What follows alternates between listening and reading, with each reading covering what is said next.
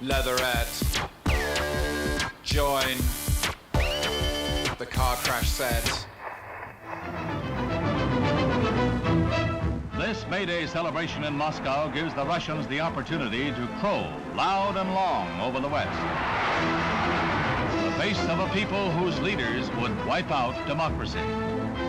We all know the images of old Soviet Russia, but in the 1980s, as the walls in Eastern Europe were coming down, something really freaky happened. Soviet parallel cinema.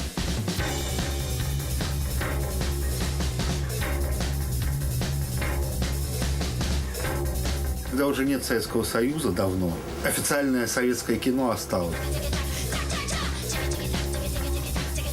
В России прекрасный андеграунд и ужасное официальное искусство. Туда вошли киноманы, художники, актеры, рок-музыканты. Нас гоняют, реально. We don't like any movie, we close your screen. There's no one overarching theme to parallel cinema except that they're all anti-establishment. They are madness on film. So when we saw them, we realized we have to go to Russia and we have to make some. Я с вами многими из вас беседовал, и вы мне прямо сказали, я с вами многими.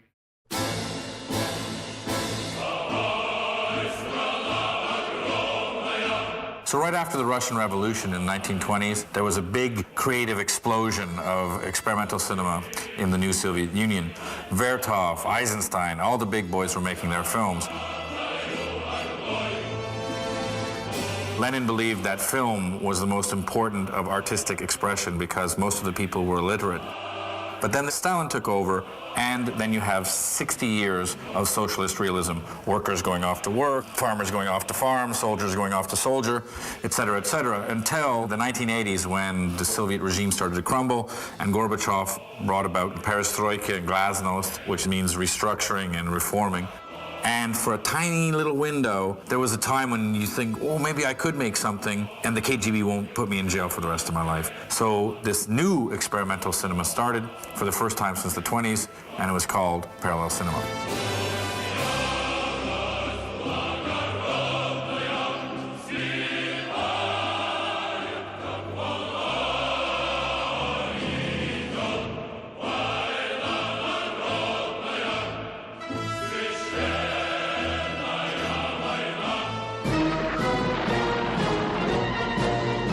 The first person we met up with was Boris Yukhananov, who's one of the founding fathers of parallel cinema. And we found him at Cinephantom, which is now a theater, but has been at various times, a film festival, a magazine, and a meeting house where all of the parallel cinema directors and actors would get together and make their films. Оно взято из энциклопедии. Игорь Олейников листал энциклопедию и нашел там такой термин «параллельное кино», про западное кино.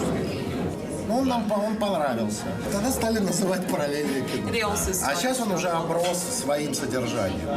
Теперь параллельным кино называют вот русское независимое кино, которое началось в 80-е. Все про нас писали, говорили, снимали. Параллельное кино стало трендом перестройки. Если у тебя в руках была камера, то ты был богач.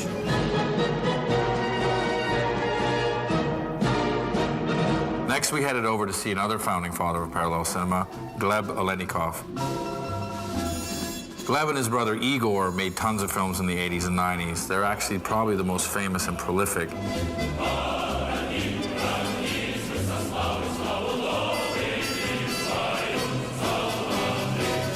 Igor is dead. He died in a plane crash, but Gleb is running the second largest TV station in Russia. So we went there and asked him, how were these crazy films received? Who watched them, and did they have any problems when they showed them to people? Аудиторией была в основном творческая интеллигенция, ну, как бы понятно, как бы учащиеся, которые уже пытались приобщиться к культуре. Порно, но в некоторой степени было. Вот, понятно, что, то есть известно, что многие художники, ну, вот люди, кто занимались альтернативной культурой, находились под, ну, во внимании КГБ.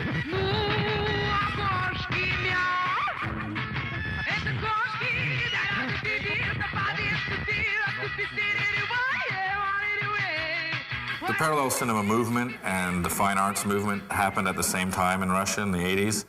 And when we were talking to the founding fathers of the cinema part, they kept on saying, you have to talk to Oleg Kuliak, you have to talk to Oleg Kuliak. He's a performance artist that was really part of the initial burst of parallel cinema.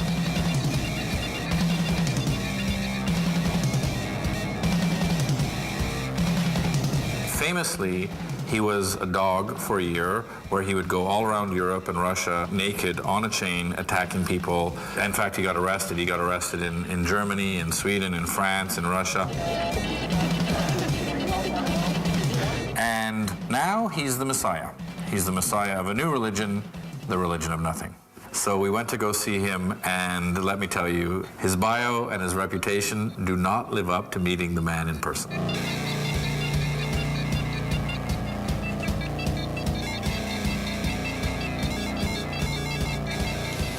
Here he is putting his head up a cow's vagina. Here he is acting as a bird.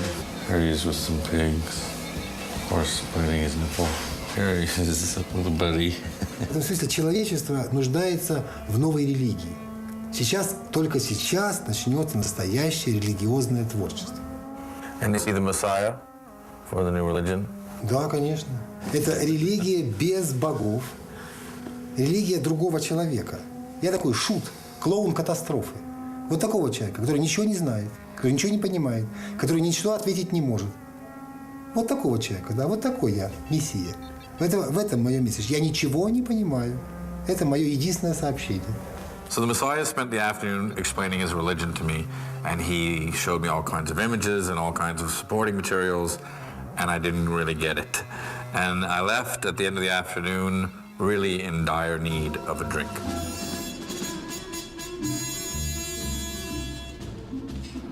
We're here in Moscow. It's cold, but we're going to go meet Andrei Silvestrov, who's one of the fathers of Alko cinema, which is cinema of the booze.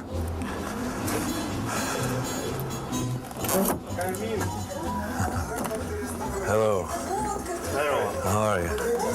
Shane. Привет. Shane. Hi. Pasha. Pasha. Nice to meet you. Now we start to shoot Alka cinema. Yeah. Now, yes, Okay. immediately. And so Alko cinema, is it a movement like parallel cinema, or it just we're finding films that have a lot of alcohol in it? We drink it together. Different people.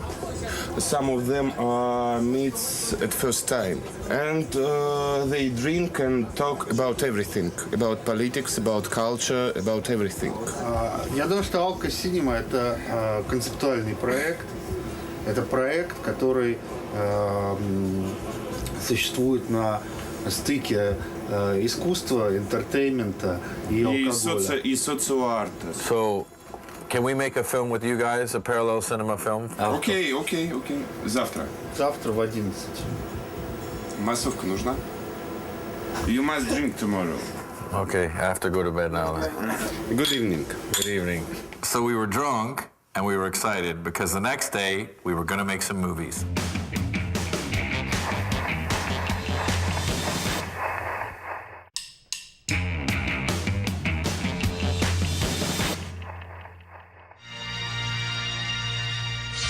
Где? Что? А? Вдоль по Питерской. We met some crazy characters yesterday. I think the reason why they are so eccentric is because it's so oppressive here. It's so stark and heavy, and they're worried about the secret police, the FSB coming to get them, that they hide in their eccentricities. They're crazy guys with crazy hair and big long beards. In America, it's like sort of Hollywood and then indie films. Here, it's crazy people making crazy films based on sort of very far out intellectual theory. We're here to shoot a film today, and this is where we're going to shoot today, which is an old Stalinist block of flats. It's pretty stark and cold and gray and oppressive. It reeks vaguely of shit, people picking garbage. And you say, this is the most expensive city on earth.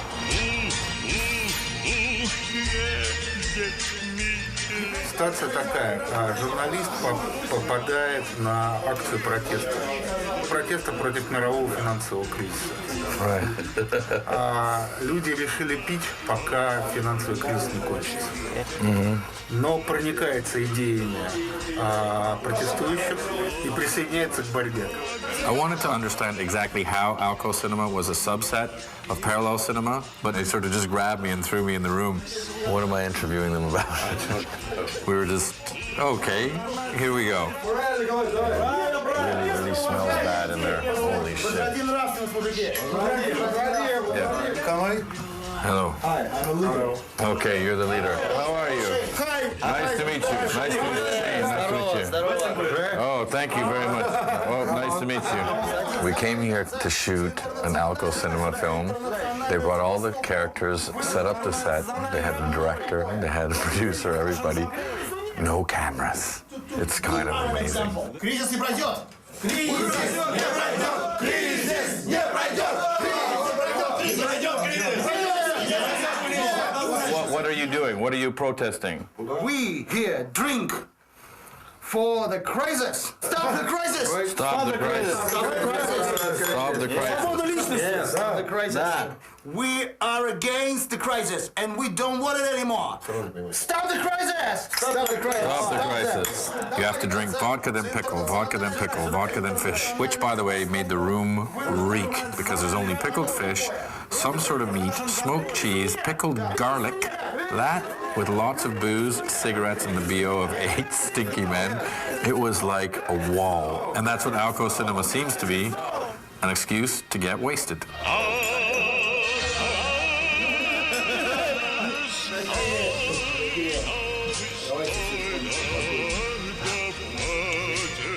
I've had so much vodka in about 14 minutes that I'm pouring with sweat right now.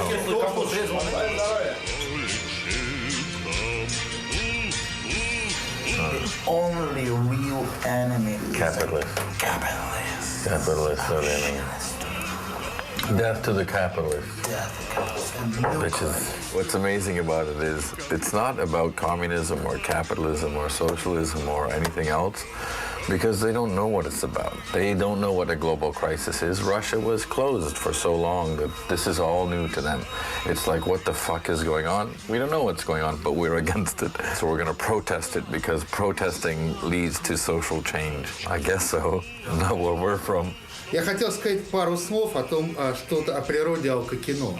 Алкокино, само понятие алкокино возникло, как мне кажется, очень давно в России, и оно является, по сути, альтернативой западной порнографии.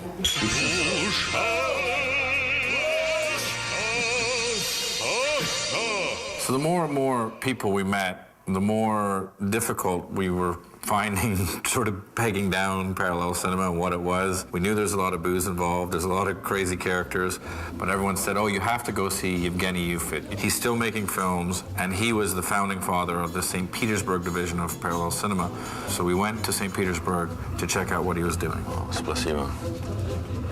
We're on an old Soviet train going towards St. Petersburg. It's about 6 in the morning, very tired. I've heard about Yevgeny's films, and they're pretty crazy, a little bit nervous. And where's this here? Is that St. Petersburg? Yeah, it's St. Petersburg. Yeah. We're going here. So we arrived at St. Petersburg, and it was a really surrealistic scene because there were just army guys everywhere and packs of wild dogs roaming throughout the train station.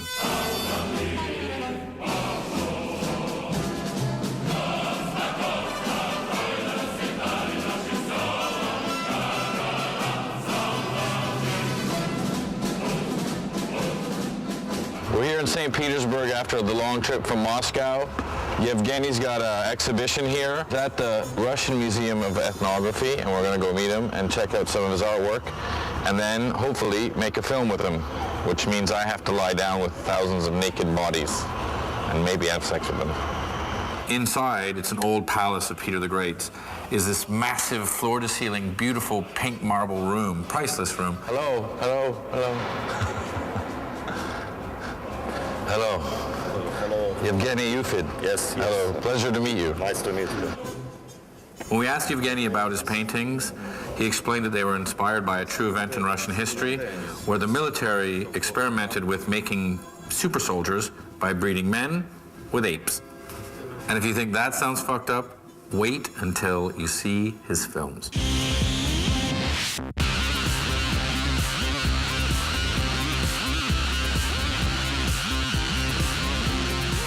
Now, Yevgeny's substrata of parallel cinema is called necrorealism. Now, during the socialist realism period, you couldn't show death, you couldn't show bums, you couldn't show unhappiness. So Yevgeny just puts all of that into his films.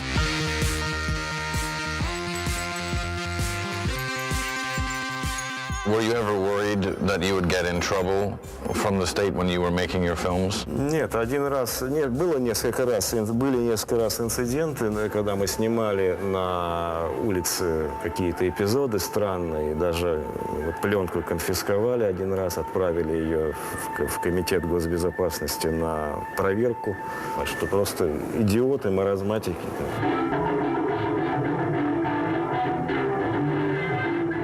So he asked us, actually, hey, do you want to make a movie? And we said, we'd like to do that more than anything.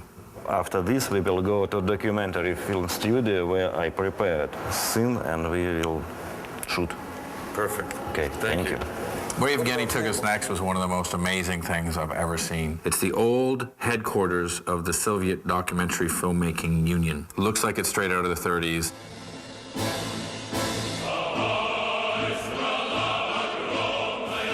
And it's just this huge old building with floor-to-ceiling, old stock, old footage, just racks of 35mm cameras, and nobody else, just Yevgeny. He has the keys. Like machine gun. Yeah, it's the Kalashnikov of cameras. On the other side of the hotel. Чуть-чуть. Спасибо. Russian tradition. Хлеб, соль. Брат, он сильный.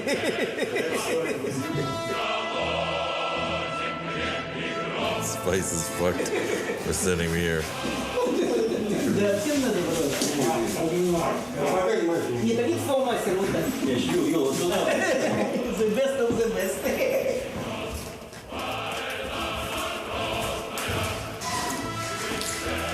We're going down into the pit of hell.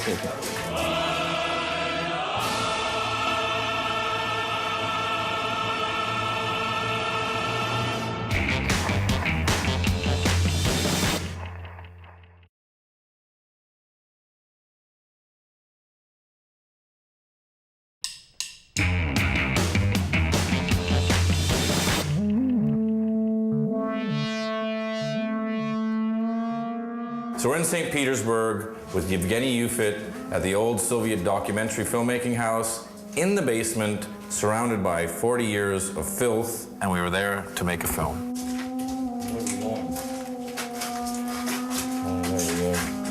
Shane, come here, please.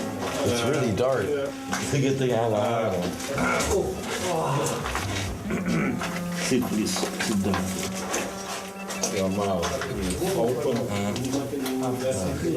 Relax. Dima, let's start to shoot.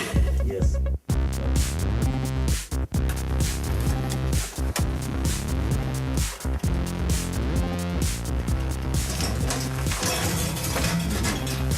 You need to put off your pants during running. Okay. I don't think I want to be an actor. Especially not in necrorealism films to make me shove shit in my mouth. I feel like I'm gonna puke. And now they're gonna make me take my pants off and run down the fucking thing. Maybe the most fucking humiliating thing. Как бы нам сделать, чтобы зады пересвечены, а там они... Все, готовьте штаны все, значит, расстегните все свои брюки. Сеша, выбегаем. Быстрее, быстрее. Вот здесь Сешу делаем, Сешу здесь. Аут. Бежите к дальше, бегите, давайте, бегите.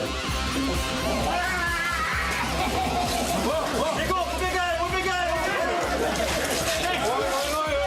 Убегаем все, бегом, рано, убегаем, бегом.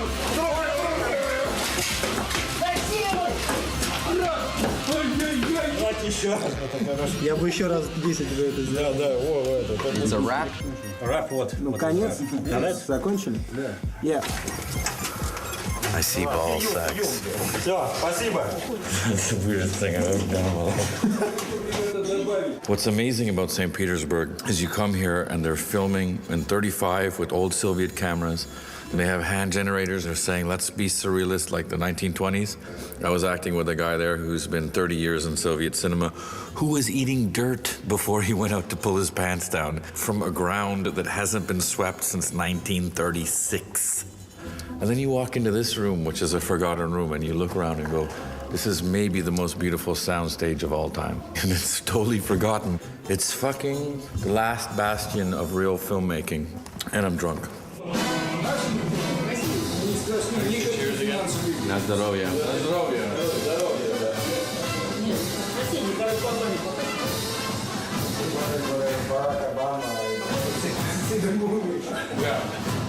After shooting that film, I passed out dead drunk. And the minute I woke up, I got in a car, went to the airport and said, put me on any plane, the first plane out of here. Because I got sick of drinking 24 hours a day. I was sick of people asking me for papers every 2 blocks, the military, the police. I got sick of the cold, the gray, the oppression.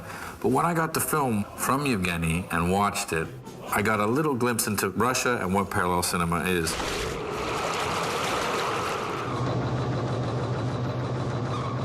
Russia is oppressive, it's hard, and it's hard drinking. But out of this oppression can come great art. And I felt very blessed because I don't think this will be able to happen much longer. When I was there, the Cold War rhetoric was really heating up. Putin is anti-America, Russia is anti-America. It's getting to be like the Cold War never ended. I think now we have the censorship. Would you say it's the same political climate as before with the Soviet Union? Is it for TV? I don't know. Одно и то же. Никакой разницы нет. Тогда было КГБ, сейчас КГБ. Чем изменилось? Тогда была одна партия, сейчас одна партия. А такое же положение. Я и тогда работал, делал, что хотел, и сейчас я делаю, что хочу. Свободен, я свободен.